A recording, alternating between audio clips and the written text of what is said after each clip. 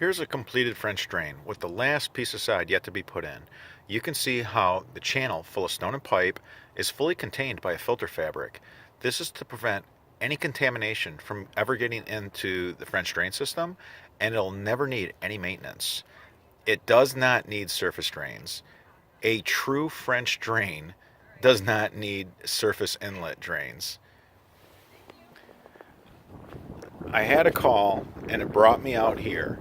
Somebody said their French drain system that was just installed last year is not working.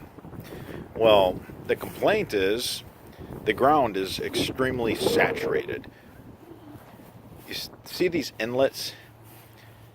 They installed a pipe, put a little bit of stone on it, put the dirt back in, and then they put a bunch of inlets in so the standing water was gone, but they're not going to lower the saturation.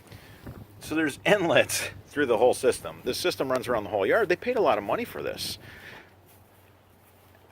It's unfortunate when people put their trust in a contractor, and this is the kind of work that they provide. You cannot lower the saturation rate in your subsoil by putting in a system that just takes in the surface water. For a true French drain, a real French drain, installed the right way, give us a call.